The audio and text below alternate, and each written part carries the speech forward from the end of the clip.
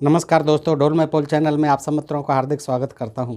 दोस्तों, धर्म के नाम पर हमारे देश की जनता को अशिक्षित रखा गया और फिर ऐसी कथा कहानियों में उलझा दिया गया कि वो आज तक जो है अंधविश्वास और पाखंडों के मकड़ जाल में फंस कर रह गई है। दोस्तों, हमारे देश की जनता, आप देखते होंगे, विभिन्न समाचार पत्रों में पढ़ते होंगे, टीवी चैनलों पर देखते होंगे और तमाम जो है यूट्यूब पर आप देखते हैं कि किस तरह से बाबा और बाई जो है एक रैकेट बना करके किस तरह से मजबूर लोगों को, बेसहारा लोगों को, परेशान लोगों को, बीमार लोगों को ठगते हैं, अपने जाल में फंसा लेते हैं और तमाम उन्हें चमत्कार आदि दिखा करके उल्टी सीधी जो है अपने जाल में फंसा लेते हैं और फिर उनका शोषण करते हैं। दोस्तों, इस तरह के जो है प्रपंच बहुत चल रहे हैं। अंधविश्वासी जनता जो है इनके मकड़ जाल में फंसती रहती है। दोस्तों, ऐसा ही आज के वीडियो में देखेंगे दोस्तों कि किस तरह से ये रैकेट चलाए जाते हैं, किस तरह से एक बेरोजगार माधव नाम का व्यक्ति जो है धर्मदास बनता है, किस तरह से अपने साथ के लोगों को लेता है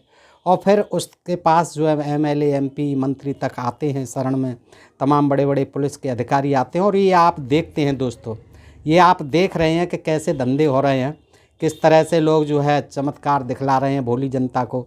तो ये रैकेट होता है। कागज़ लेते हैं, पेन लेते हैं, तेरे मन की बात लिख दूंगा, मेरे मन की कोई बात लिख दे, वो चाहे जो जितने पैसे लेगा मैं दे दूंगा दोस्तों, लेकिन मेरे मन की एक भी बात बता दे। दोस्तों, ये भोली भाली जनता को ठगने के लिए सब इनके रैकेट हैं, सब लोग लगे हुए होते हैं इनके, और फिर उसी के आधार पर ये भोली जनता जो फंसती रहती है इनके मकड़ जाल में। और कहने का नहीं है, आज हज़ारों बाबा बाई ऐसे हुए हैं, ऐसे मौजूद हैं समाज में, जो कि इस तरह से आपके इर्द गिर्द भी होंगे और आपने यूट्यूब पर भी देखते हैं। दोस्तों, तो ऐसी ही एक बड़ी रोचक कथा है, एकदम सत्य कथा सी है और बिल्कुल हकीकत है। ये आज मैं आपके सामने इस वीडियो में रख रहा हूँ और आप सुने दोस्तों, आपको बहुत आनंद आएगा और आप हकीकत जान पाएंगे कि किस तरह से ये रैकेट जो है चलाए जाते हैं, किस तरह से लोग जो है भोले वाले लोगों का फिर शोषण करते हैं और वो अंधविश्वास और पाखंड में फंस कर किस तरह जो है उनके मकड़ जाल में फंसे रहते हैं। दोस्तों, अपने को लुटवाते रहते हैं। ये है राम मनोहर राय, एक व्यक्ति। ये दरअसल में ये छोटा सा नाटक है दोस्तों, छोटा सा जो है, इसमें कई पात्र होते हैं और वो आपको मैं बताता रहूँगा, आपकी समझ में आता रहेगा, कोई ऐसी बात नहीं है। तो आप देखते हैं कैसे होता है कि राम मनोहर है एक व्यक्ति, वो कहता है प्रभावती से कि प्रभा, आखिर में तुम आ ही गई, तुम चलने को बिल्कुल तैयार होकर आई हो ना, तुम्हारे घर वाले तुम्हें तलाश नहीं करेंगे, बैठो। प्रभावती दूसरी कुर्सी पर बैठ जाती है प्रभावती। तो प्रभावती कहती है, मेरे आने से तो मेरे घर वाले खुश ही होंगे मनोहर, मेरी तलाश क्यों करेंगे, मैं ठहरी विधवा, बात बात में अपमान, आगे मेरी जान को भी खतरा है। देखिए, विधवाओं की स्थिति दिखाई जाती है इधर पहले शुरुआत में, आगे फिर देखते हैं कि धर्म का कैसा मकड़ जाल बिछाते हैं ये लोग। मेरे आने से मेरी जेठानी को मेरे हिस्से की 10 बीघा भूमि मिल जाएगी, यही होता था। वे तो चाहते ही थे कि मैं किसी तरह घर से निकल जाऊं, कहीं निकल जाऊं। अब मैंने सदा के लिए अपना घर छोड़ दिया है, चलो कहीं दूसरी जगह चलकर अपना जीवन बिताएं। राम मनोहर, प्रभा तुम जानती हो, सप्लाई विभाग में 10 वर्षों की नौकरी के बाद भ्रष्टाचार के आरोप में मुझे निकाल दिया गया है। भ्रष्टाचार के आरोप में राम मनोहर जी निकाल दिए गए हैं। जो रुपया मैंने इकट्ठा किया था, हाई कोर्ट तक मुकदमा लड़ने में खर्च हो गया है। कहीं बाहर चलने के लिए कुछ रुपए पैसे भी तो इस समय मेरे पास नहीं है। प्रभावती कहती है, मनोहर तुम पैसे की चिंता मत करो, मैं अपने साथ 500 रुपये लाई हूँ, तुम पढ़े लिखे चालाक आदमी हो, यहाँ पर तुम्हारे आगे पीछे भी कोई नहीं है, यहाँ रुकने से हम किसी परेशानी में पड़ सकते हैं, हमारे बारे में कानाफूसी पहले से ही चल रही है, इसलिए मथुरा नगर को आज ही छोड़ देना चाहिए। राम मनोहर, प्रभा तुम ठीक कह रही हो, मेरा यहाँ है ही कौन, यहाँ अधिक समय तक हमारा रहना ठीक नहीं है। मैं समझता हूँ कि सरकार ने हमारे साथ अन्याय किया है, बहुत से कर्मचारी हैं जो मुझसे अधिक भ्रष्टाचारी हैं। हाँ, वे पकड़ में नहीं आते हैं, इसलिए वे दूध के धोए बने हुए हैं। ऐसी सरकार को मैं मज़ा चखाना चाहता हूँ। प्रभावती, राम मनोहर, सजा किस किस को चखाओगे, सरकार को या समाज को? समाज भी बहुत सी विधवा लड़कियों को देखते ही मुँह से कोड़ लेता है, जैसे विधवा कोई अपशकुन होकर आगे पड़ गई। राम मनोहर, मैं सरकार और समाज दोनों से ही बदला लेना चाहता हूँ प्रभावती। तो प्रभावती कहती है, राम मनोहर, बदला लेने की बहुत बाद में सोचना, इस समय हमें यहाँ से चलने की बात सोचनी चाहिए। राम मनोहर, प्रभा, हमें आज ही 12 बजे की ट्रेन से मथुरा से लखनऊ चलना चाहिए और वहाँ से वाराणसी चलेंगे। अपने यहाँ से बहुत दूर रहेंगे, वहाँ हमें कोई पहचान भी न सकेगा। प्रभावती, ठीक है, तुम अपना सामान तैयार करो। राम मनोहर, माधव, तुम कुछ पढ़े लिखे हो। राम मनोहर, माधव और जगदेव के साथ है। राम मनोहर, जो वहाँ से भ्रष्टाचार के आरोप में निलंबित है दोस्तों, उसके मित्र मिलते हैं ये माधव और जगदेव। तो माधव से कहता है, माधव तुम कुछ पढ़े लिखे हो, आजकल तो BA MA पास करके लोग इधर उधर भटक रहे हैं। माधव से कहता है, मैं तुम्हें नौकरी नहीं मिलने की, मगर तुम्हें नौकरी नहीं मिलने की, मेरे साथ काम करो, तुम्हें नौकरी से अधिक रुपए मिलेंगे। जगदेव से कहता है, तुम 2 बार जेल काट कर लौटे हो, बहादुर आदमी हो, मेरी योजना के अनुसार तुम काम करो तो तुम्हें बिना मार धाड़ के ही काफ़ी रुपए मिल सकते हैं। सारी बातें धर्मशाला में जहाँ हम टिके हैं चल कर तय कर लेते हैं। तीनों चलते हैं। राम मनोहर कहता है, तुम लोग आओ यहाँ बैठकर बातें तय कर लें। देखिए ये योजना बनाते हैं। प्रभावती भी वहाँ बैठी हुई है। भाई यह धर्मशाला है, बैठने की कोई चीज़ नहीं है, हम सभी लोग ज़मीन पर ही बैठकर सारी बातें तय कर लें। यह प्रभावती की ओर संकेत करके मेरी श्रीमती जी हैं, श्रीमती जी बना दी, यह भी हमारे कामों में शामिल रहेंगी। माधव की ओर संकेत करके, इनका नाम माधव प्रसाद शर्मा है। माधव की ओर संकेत करके परिचय देता है, माधव, इनका नाम माधव प्रसाद शर्मा है। और यह जगदेव की ओर संकेत करके, यह जग्गा पहलवान है, हम लोगों के साथ मिलकर काम करना चाहते हैं। प्रभावती, हमें बड़ी खुशी है कि आप लोग हमारे साथ मिलकर काम करने को तैयार हैं। माधव, मास्टर हमें कोई आपत्ति नहीं है। वो उससे मास्टर कहता है राम मनोहर से, मास्टर हमें कोई आपत्ति नहीं है। जग्गा, मैं भी तैयार हूँ, काम तो बताया जाए। राम मनोहर, माधव तुम कुछ पढ़े लिखे हो, फूलपुर थाने के पास चरई गांव में जाकर धर्मदास के नाम से काम करना। फूलपुर थाने के पास चरई ग्राम में जाकर धर्मदास के नाम से काम करना। पहले तुम एक बार छिपकर उस गांव में हो आओ, रैकी कर आओ पहले, कौन व्यक्ति वहाँ प्रभावशाली है, तुम किस जगह अपना काम कैसे करोगे, इसके बाद की बात मैं बाद में बताऊंगा। प्रभावती कहती, हमें यह याद रखना चाहिए कि हम लोगों को बड़ी होशियारी से छिपकर, देखिए कैसे जो है षड्यंत्र होते हैं दोस्तों, रैकेट बनाया जा रहा है। तो प्रभावती कहती है, महिला भी है ये साथ में, कि हमें यह याद रखना चाहिए कि हम लोगों को बड़ी होशियारी से छिपकर काम करना है। हमारा भेद खुल जाने पर हम सभी लोगों को दंड भुगतना पड़ सकता है। जग्गा कहता है, माताजी हमारा एक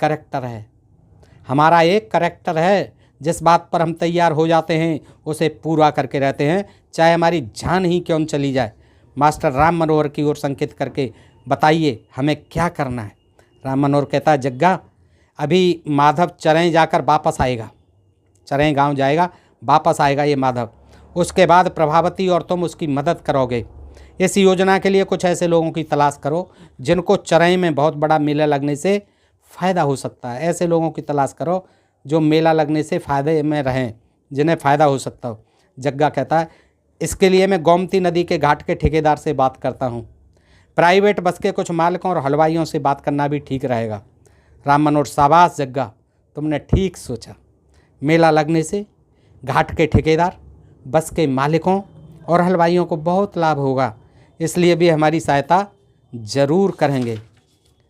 माधव, जय हो बच्चा, जय हो। गांव में पहुंच जाता है। चरई गांव में पहुंच करके वहां जंगी चौधरी और उसकी स्त्री लक्ष्मीना और लड़के रामू के साथ बैठे हुए हैं।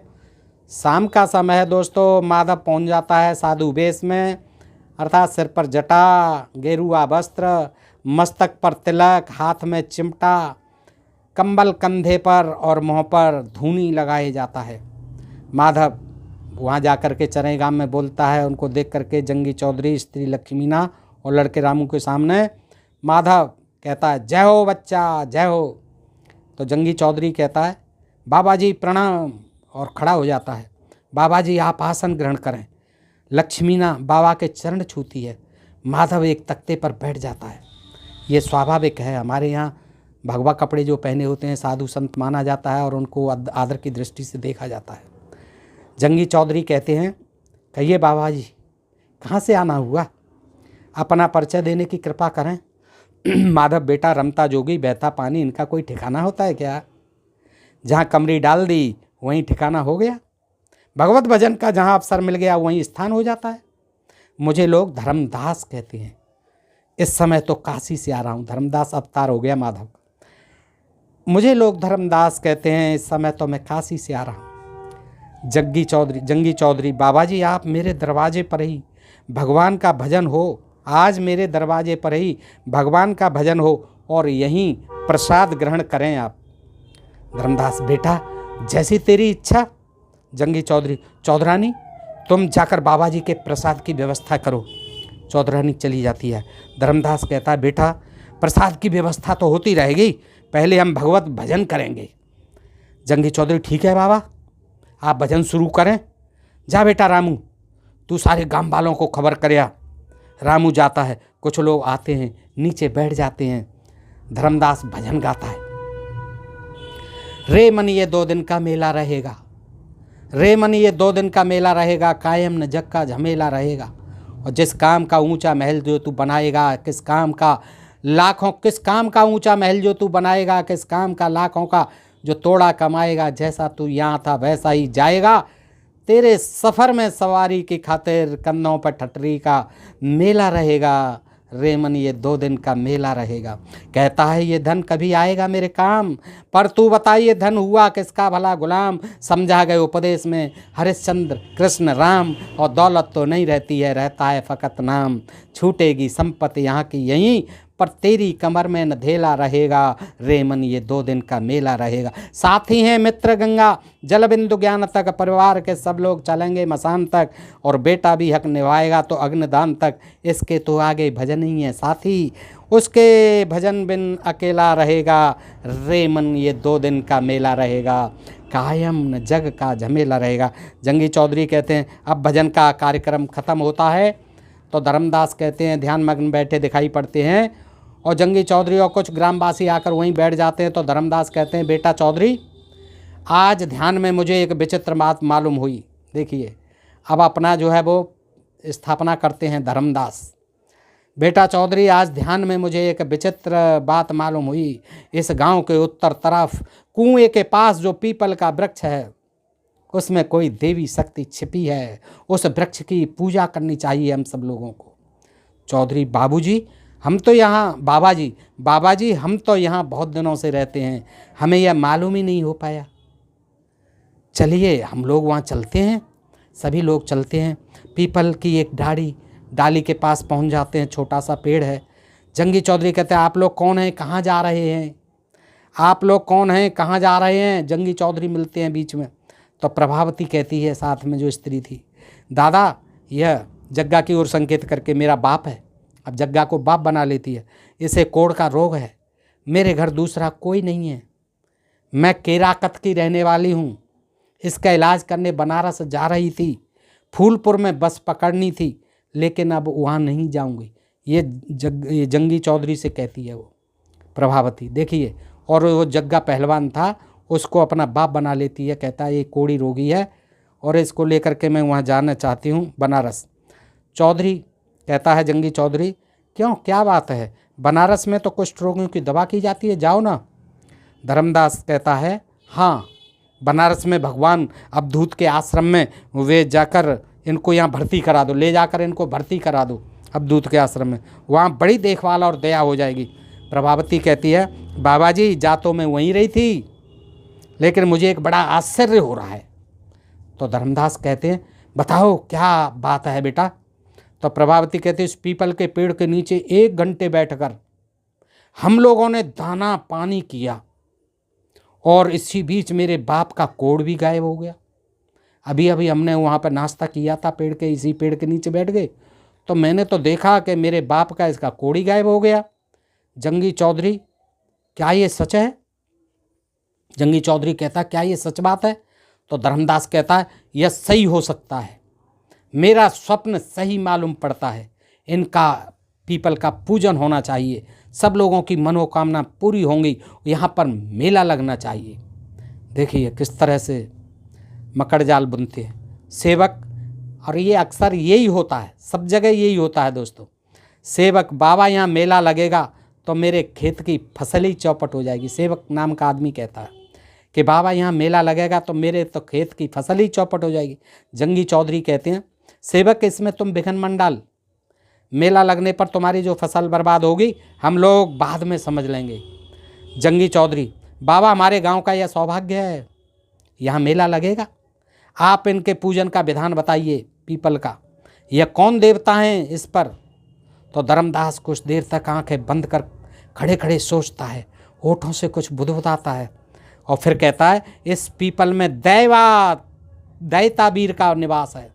दैतावीर, इस पीपल में दैतावीर का निवास है, इसलिए इतवार और मंगल को इनकी पूजा होगी। पूजा में माला अगरबत्ती जलाकर चढ़ाई जाएंगी और पूजा करने वाले जो चाहे पैसा चढ़ाएंगे। कोई व्यक्ति जो अपनी मनसा पूरी करने आता है उसे कम से कम 5 इतवार या मंगल को यहाँ आना पड़ेगा। यही बताते हैं सब जगह, जिसकी जो भी इच्छा होगी उसे दैतावीर पूरा करेंगे। एक नया देवता गढ़ दिया, दैतावीर। जंगी सिंह कहते हैं, बाबा आपने हमारे गांव पर बड़ी कृपा की है, जो एक देव स्थान की खोज कर दी। अब आप यहाँ पूजा पाठ कराइए, हम लोग तो किसान आदमी हैं, अपने अपने कामों में लगे रहेंगे। धर्मदास, आप लोग कहते हैं तो मैं यहाँ रहना स्वीकार करता हूँ। सब लोग कहते हैं, दैतावीर की जय, बाबा धर्मदास की जय, दैतावीर की जय, बाबा धर्मदास की जय। राम मनोहर कहता है, आओ माधव। राम मनोहर व प्रभावती बैठे हैं, पास ही में जग्गा खड़ा है और धर्मदास जी आते हैं। तो राम मनोहर कहते हैं, आओ माधव, अरे सॉरी धर्मदास, आओ धर्मदास, क्या हाल चाल है? तो धर्मदास कहते हैं, माधव जी मास्टर हमारा काम तो चल निकला है। इतवार मंगल को हजारों की तादाद में जनता चरई में इकट्ठी होती है। अगरबत्ती माला फूल के अलावा लोग पैसा भी चढ़ाते हैं। एक एक दिन में 200 300 400 रुपये की रोजगारी जमा हो जाती है। जग्गा पहलवान कहता है, धर्मदास याद रखना, इस मेले की भीड़ जुटाने में मेरा और माता जी का बड़ा हाथ है। प्रभावती कहती है, मैंने औरतों में जा कर प्रचार किया कि जिनको बच्चा नहीं हो रहा है उनको बच्चा हो जाएगा। भूत प्रेत या कोई भी बीमारी है, अगर दैतावीर की शरण में जाओगी तो सारी तकलीफ़ें दूर हो जाएंगी। मैंने स्त्रियों को जा करके खूब प्रचार किए, स्त्रियों में जा। धर्मदास कहते हैं, भाई ये तो मैं जानता हूँ, अगर आप लोगों ने प्रचार न किया होता तो मैं इतनी बड़ी भीड़ कैसे इकट्ठी कर पाता। प्राइवेट बसों रेलों में इतवार मंगल को जगह नहीं मिल पा रही है, मैं आजीवन नहीं रहूँगा आप लोगों का। राम मनोहर, काम तो ठीक चल रहा है, कोई परेशानी तो नहीं आई? धर्मदास, कोई खास परेशानी नहीं आई। हाँ, शुरू में जब औरतों की भीड़ लगी तो थाने वाले लोगों को परेशान करने लगे। एक बार तो एक ब्राह्मण की नौजवान लड़की अभुआ रही थी। अभुआते उसने अपने बदन के कपड़ों को उतार फेंका। इसी पर एक सिपाही ने उसको 2 डंडे मार दिए थे। इसी पर जनता बिगड़ गई। फूलपुर के सिपाही और दरोगा को पीट दिया। इस पर वहाँ पीएसी पड़ गई थी। फिर 1-2 नेताओं ने कप्तान साहब से बात किया और दरोगा और सिपाही का ट्रांसफ़र हो गया। अब सब निर्विघ्न चल रहा है। आगे कहते हैं, धर्मदास जी मास्टर 1000 रुपये आपके लिए लाया हूँ। जग्गा, माधव चालाकी मत करना, इस धंधे में हम सभी लोगों का हाथ है। धर्मदास कहते हैं, जग्गा जो आमदनी होती है उसमें कुछ रुपया हम उन किसानों को भी देते हैं जिनकी फसल खेतों में मेले की वजह से बोई नहीं जाती है। कुछ पैसा हम थाने वालों को भी देने लगे हैं। कुछ रुपया हम दैतावीर के महत्व के प्रचार में भी खर्च कर रहे हैं। राम मनोहर कहता है, धर्मदास होशियारी से काम करना, स्त्रियों अपनों पर इसका ज़्यादा असर पड़ेगा। कुछ लोग यह बराबर कहते रहें कि अमुक व्यक्ति जो लंगड़ा रहा था, लंगड़ा के आया था, वह ठीक हो गया, देखिए दौड़ता हुआ जा रहा है। एक अंधे को आँख मिल गई, अंधा आया था अब आँख वाला होके गया है, खूब दिख रहा है। अमुक को लड़का नहीं हो रहा था, उसको बच्चा हो गया। तरह तरह की बातें लोग करते रहिए आप लोग। और आगे कहता है धर्मदास, ये राम मनोहर ने कहा। धर्मदास कहता है, इसका इंतज़ाम हमने कर लिया है, आप चिंता मत करो। हर प्राइवेट बस वालों से 2 रुपये स्कूल बनवाने के लिए चंदा ले लिया जाता है। खूब धंधा हो रहा है, बस वालों से भी चंदा ले रहे हैं हम। इस तरह प्रतिदिन 150 रुपये स्कूल के लिए मिल जाते हैं। पुरानी बात है थोड़ी दोस्तों, ये इससे गांव के लोग भी खुश हैं। सभी का सहयोग मिल रहा है। मास्टर मैं पूजन सामग्री खरीदने का बहाना करके आपसे मिलने चला आया। कल मंगलवार है, इसलिए आज ही मुझे शाम तक चरें पहुंचना है। हाँ, मुझे आप लोगों का जो कार्यक्रम हो उसे बता दिया जाए। राम मनोहर कहता है, धर्मदास तुम अपने कार्य में सफल हो गए, इसकी हमें खुशी है। अब मैं आनंद देव बाबा के नाम से एक आश्रम खोलने जा रहा हूँ। मैं भी एक आश्रम खोलूँगा, चिंता मत करो। आनंद देव बाबा, राम मनोहर कहता है, जो भ्रष्टाचार के आरोप में 10 साल से सस्पेंड पड़ा हुआ है, उसमें जगदेव प्रभा हमारी मदद करेंगे। बाद में जगदेव के लिए मैंने एक दूसरी जगह योजना बनाई है, वह तुम्हें बाद में मालूम हो जाएगी। मास्टर, आश्रम के बारे में क्या योजना है? धर्मदास कहता है, मास्टर आश्रम के बारे में क्या योजना है, हमें भी कुछ बता देंगे? राम मनोहर, सुनो, गंगा के उस तट पर 5 आमों के झुरमुट में आश्रम खोल रहा हूँ। झुरमुट में आश्रम खोल रहा हूँ। मेरी कोशिश ये होगी कि उसमें बुद्धिजीवी, पढ़े लिखे, संपन्न लोग, अधिकारी, कर्मचारी और नेतागण आएँ। उन्हें मैं आत्म शांति का पाठ पढ़ाऊँगा। इसके लिए मैं कुछ पढ़े लिखे युवकों को वेतन दूंगा, वे मेरा प्रचार करेंगे।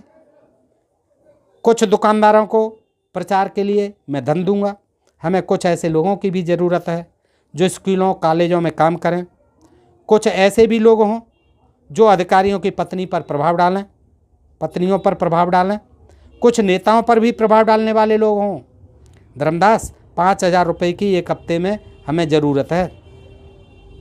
धर्मदास, मास्टर इंतजाम हो जाएगा, चिंता मत करो। अब मैं भी जाता हूँ। जग्गा कहता है, त्रिभुवन मिलता है जग्गा पहलवान को। त्रिभुवन, तुम्हारी 500 रुपये महीने की शर्त मंजूर है, लेकिन तुम्हें बहुत होशियारी से काम करना होगा। त्रिभुवन कहता है, जग्गा दादा मैंने BA पास किया है, कॉलेज में स्टूडेंट लीडर भी रहा हूँ, मैं सभी काम अच्छी तरह कर लूँगा।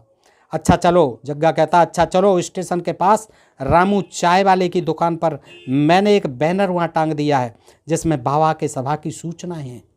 रामू को भी मिला लिया है। कुछ देर चाय की दुकान पर बैठकर तब सभा में चलें। सभा संचालन तुम्हें ही करना है। जग्गा कहता त्रिभुवन से। त्रिभुवन कहता ठीक है। चाय की दुकान पर कुछ लोग बैठे हुए हैं, पहुँच जाते हैं चाय की दुकान पर। एक बैनर टंगा है जिस पर लिखा है, महात्मा आनंद देव बाबा का प्रवचन, इतवार को 5 बजे शाम। अब आनंद बाबा ने भी अपना बना लिया प्रोग्राम आश्रम बनाने का। गंगा पार आमों के झुरमुट में वचनामृत से जीवन सफल करें, ये जो है बैनर लगा हुआ है। महात्मा आनंद देव बाबा का, राम मनोहर वही जो है बन गया है आनंद देव बाबा। तो महात्मा आनंद देव बाबा का प्रवचन इतवार को 5 बजे शाम गंगा पार आमों के झुरमुट में वचनामृत से जीवन सफल करें। चाय की दुकान पर जग्गा त्रिभुवन भी बैठे दिखाई पड़ते हैं। त्रिभुवन कहता, सारे शहर की दीवारों पर महात्मा आनंद देव बाबा के प्रवचन की खबर लिखी हुई है। वार्तालाप वहाँ शुरू कर देते हैं औरों को सुनाने के लिए। कोई बड़े महात्मा मालूम पड़ते हैं। जग्गा कहता, अरे भाई आप जानते नहीं, यह बहुत बड़े ज्ञानी महात्मा हैं। चाय की दुकान पर बात करते हैं। इनके शिष्य बड़े बड़े ऑफिसर और नेता हैं। यह साक्षात अवतारी पुरुष हैं। त्रिभुवन, इस नगर में यह पहले ही आए हैं? हाँ। जग्गा कहता है, यहाँ तो इनका पहला ही प्रवचन है। इसके पहले हरिद्वार में इनका प्रवचन सुनकर जीवन सफल हो जाता है। बाबा जी के साथ एक आश्रम माता जी भी रहती हैं, प्रभावती। वे साक्षात लक्ष्मी हैं, किसी बड़े घर की मालूम पड़ती हैं। कुछ बच्चे महात्मा आनंद देव की जय का नारा लगाते हुए आते हैं। त्रिभुवन कहता है, प्रवचन का समय हो गया, अब हमें सभा स्थल पर चलना चाहिए। एक तख्ते पर कालीन चादर बिछा हुआ है, मसनद लगा है, लाउड स्पीकर लगा है। मंच पर आनंद देव बैठे हुए हैं। आनंद देव के बाल काले और बड़े हैं, सफ़ेद धोती पहने हैं, उसका सिर कंधे पर डाले हैं, गले में एक ऊनी चादर डाले हैं। त्रिभुवन 2 माला लाता है। त्रिभुवन 2 माला लाता है, एक को आनंद देव के गले में, एक आश्रम माता के गले में डालता है। देखिए किस तरह से काम करते हैं ये लोग। त्रिभुवन कहता है, भगवान आनंद देव बाबा की जय, भगवान आनंद देव बाबा की जय, आश्रम माता की जय, आश्रम माता की जय। प्रभावती आश्रम माता बन गई। सज्जनों और देवियों, आगे कहता है, सज्जनों और देवियों, हमारा बहुत बड़ा सौभाग्य है कि बाबा और आश्रम माता हमारे बीच है। बाबा आनंद देव साक्षात भगवान के अवतार हैं। हम सब धन्य हैं जिन्हें भगवान का दर्शन मिला है। आपकी वाणी से हम सबका उद्धार होगा। हम सब हम आपके बीच में बाधक नहीं होना चाहते। आप बाबा का अमृत वचन सुनने को आकुल हैं। अब आप बाबा को सुने। बाबा आनंद देव जी की जय। अब बाबा कहते हैं बैठे हुए आनंद देव जी, यदा यदा हि धर्मस्य ग्लानिर्भवति भारत अभ्युत्थानं धर्मस्य तदात्मानं सृजाम्यहं परित्राणाय साधूनां विनाशाय च दुष्कृतां धर्म संस्थापनार्थाय संभवामि युगे युगे। भक्तजनों, सबसे पहले मैं आपको गुरु की महिमा के बारे में बताना चाहूँगा, क्योंकि बिना गुरु के ज्ञान नहीं, बिना ज्ञान के भक्ति नहीं, और बिना भक्ति के मोक्ष नहीं। एक सेवक का यही फर्ज है कि वह तन मन और धन से गुरु महाराज को समर्पित कर दे। उसके तन मन और धन के मालिक जब गुरु जी महाराज बन जाते हैं तो एक भक्त को दुनिया का हर कोना मिल जाता है, क्योंकि कहा है ध्यान मूलम गुरु मूर्ति पूजा मूलम गुरु पादुका यंत्र मूलम मंत्र मूलम गुरुवाक्यम मोक्ष मूलम गुरु कृपा। ताली बजती है, जनता गदगद हो जाती है, कुछ महिलाएं जो है नाचने लग जाती हैं खुश होकर के। प्रेमी सज्जनों, तुम मुझे प्रेम दो, मैं तुम्हें शांति दूंगा। तुम मुझे अपने जीवन की बागडोर दो, मैं तुम्हें मुक्ति के साधन तक पहुंचा दूंगा, मैं तुम्हें दूंगा मुक्ति। आओ मेरे पास, तुम अपने जीवन की बागडोर मेरे हाथों में दे दो, मैं तुम्हें पार उतारूंगा। मैं प्रेम का राज करने आया हूँ। मैं सारे विश्व पर राज करूंगा, सबके दिलों पर राज करूंगा, और ऐसा राज्य करूंगा कि आज तक किसी ने न किया होगा। कृष्ण भी ऐसा राजा नहीं था, राम भी ऐसा राजा नहीं था। इसलिए जागो, उठो और एक एक के कान खोल दो। मैं राज करने आया हूँ, राज करूँगा। देखना, एक बकरी और शेर आपस में गले मिलेंगे। मैं ऐसी चीज़ तुम्हें दूंगा, न तो तुमको तलवार, पिस्तौल, बंदूक, मशीन गन, एटम बम की ज़रूरत पड़ेगी, और ना पुलिस और फौज की। आज फिल्मी रिकॉर्ड चारों तरफ बजते हैं। फिल्मी रिकॉर्ड सुनने से किसी को फुर्सत नहीं मिलती है। मैं कहता हूँ इन फिल्मों का नाश होगा। इन फिल्मी एक्टरों, डायरेक्टरों, म्यूजिशियनों का नाश हो। इन फिल्मी एक्टरों, डायरेक्टर, म्यूजिशियन का नाश हो जो ऐसे म्यूजिक बनाते हैं और धर्म तथा सत्संगों में बाधा डालते हैं। देश में अधर्म बढ़ गया है भक्तों। सभी व्यक्ति पापाचारी हो गए हैं।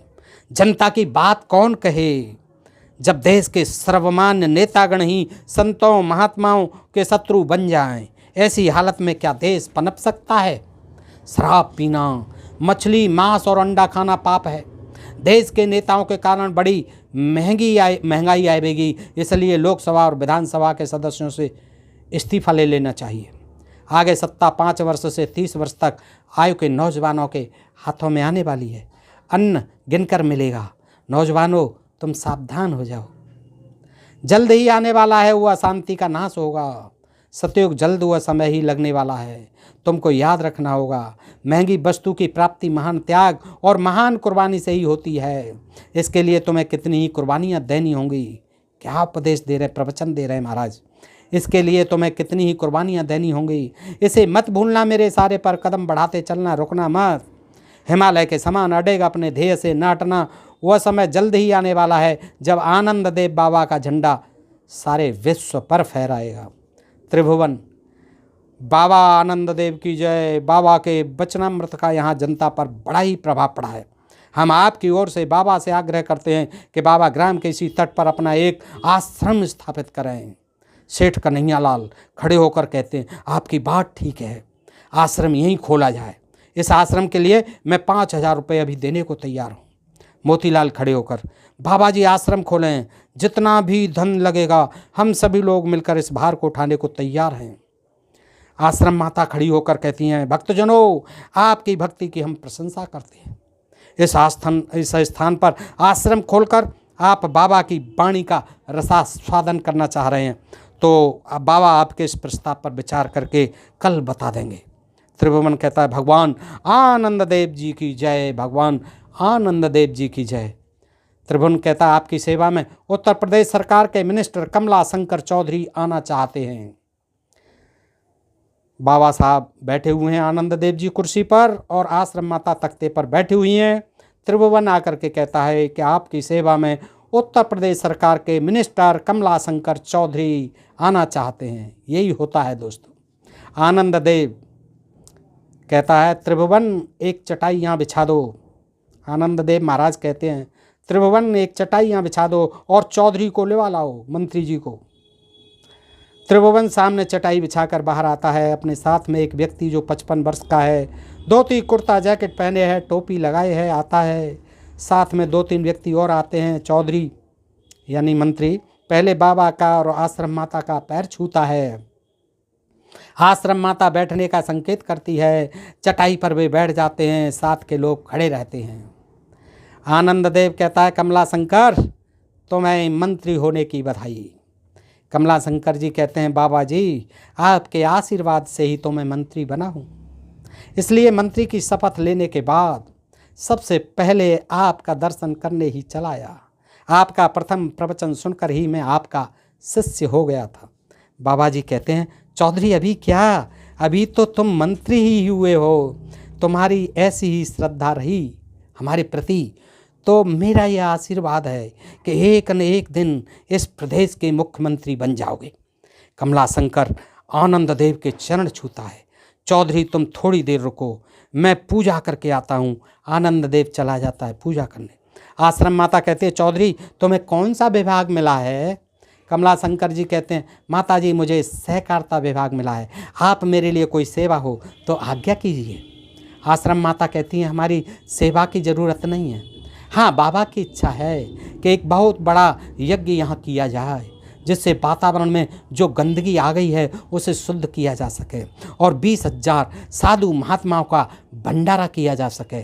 तुम सक्षम हो, इसमें तुम्हारी सहायता की ज़रूरत है। कमला शंकर इसमें कौन कौन सा कितना सामान लगेगा आप हमें बता दीजिए। आश्रम माता कहते हैं इसमें 100 हवन में, एक भंडारे में और हवन में इसमें 101 देखिए सामग्री, इसमें 101 कुंटल चावल, 101 कुंटल जौ हवन के लिए, 101 कनस्तर शुद्ध घी, 101 कुंटल आटा, 101 कुंटल दूध, तिल तथा बहुत सा सामान लगेगा। माता जी कहती हैं। कमला शंकर जी कहते हैं मंत्री जी आप सामानों की सूची बनाकर मुझे दे दें, सब इंतजाम हो जाएगा। हमारी कोऑपरेटिव की संस्थाओं का सूबे भर में जाल बिछा है, आप यज्ञ की तारीख तय करें, चिंता की कोई बात नहीं। आश्रम माता कहते हैं तुमसे हमें यही आशा थी। हाँ, आश्रम के लिए सड़क, बिजली, पानी और टेलीफोन व्यवस्था भी होना जरूरी है। कमला शंकर चौधरी मैं आज ही यहाँ के अधिकारियों को बुलाकर यह इंतजाम करने को कह देता हूँ। बाबा आते हैं। कमला शंकर उठ खड़े हो जाते हैं। बाबा आज तो मैं जाता हूँ, कल मेरी कैबिनेट है, आप यज्ञ की तारीख निश्चित कर हमें सूचित करें, खूब शानदार ढंग से यज्ञ होना चाहिए। आनंद देव कहते हैं अच्छा जा सकते हो बेटा। कमला शंकर दोनों का पैर छूता है और चल जाता है। दोस्तों इस तरह से ये बड़ा रोचक प्रसंग है और मैंने आपके सामने रखा और ये हकीकत है। और मैं इसके बारे में बता दूं ये मैंने कहाँ से रखा। तो दोस्तों ये देखिए बहुत अच्छी पुस्तक है, ये छोटी सी धर्म के नाम पर धोखा, और ये आदरणीय माता प्रसाद जी, डॉक्टर माता प्रसाद जी, ये जो हैं इन्होंने बहुत किताबें लिखी हैं समरसता की, जागरण की, और जो है समाज में जो भी धर्म परिवर्तन है, धर्म के नाम पर धोखा है, और परिचय सतसही राजनीति के अर्ध सतसही, क्योंकि ये राजनीतिक खुद ही राजनीतिज्ञ रहे हैं दोस्तों, और बड़ी सच्चाई से इन्होंने वर्णन किया है और ये उस समय की हकीकत मालूम पड़ती है कहानी। 1957 से 1977 ईस्वी तक 5 टर्म उत्तर प्रदेश विधानसभा के सदस्य रहे हैं आदरणीय माता प्रसाद जी, और 1980 से 1992 तक 2 टर्म उत्तर प्रदेश विधान परिषद के सदस्य रहे हैं। 1988 से 1989 में उत्तर प्रदेश में राजस्व मंत्री रहे। 21 अक्टूबर 1993 से 13 मई 1999 ईस्वी तक अरुणाचल प्रदेश में राज्यपाल एवं पूर्वोत्तर परिषद के चेयरमैन रहे। दोस्तों इन्होंने बहुत लिखा है, बहुत कुछ लिखा है। इनकी पुस्तकें बहुत मिल जाती हैं पढ़ने को बाज़ार में, आप पढ़ें दोस्तों। और ये आगे भी बड़ा अच्छा प्रसंग है, लेकिन मैं आज वीडियो बड़ा हो जाएगा इसलिए आपको ज़्यादा कष्ट नहीं दूंगा, लेकिन आपसे अनुरोध करूंगा कि इस वीडियो को आप पूरा देखें, आपको आनंद आएगा। और ये आजकल जो मकर जाल फैला रखा है तमाम अंधविश्वास और पाखंड का, ऐसे ही ये रैकेट बना करके लोग बड़े बड़े मंत्री संतरियों को बुला लेते हैं, तमाम पुलिस के अधिकारी, और उनकी स्त्रियां जो इनके भक्त बन जाते हैं, और सो इनका धंधा जो है चल निकलता है दोस्तों। ये हकीकत भरी कहानी आपको कैसी लगी कृपया कमेंट करके बताएं दोस्तों। और ऐसे ही प्रवचन, ऐसे ही प्रसंग जानते रहने के लिए अपने प्रिय चैनल ढोल में पोल को सब्सक्राइब करते रहें। आज के लिए इतना ही। सुनने के लिए आप सब मित्रों का हृदय से आभार। नमस्कार, जय हिंद, जय भारत दोस्तों।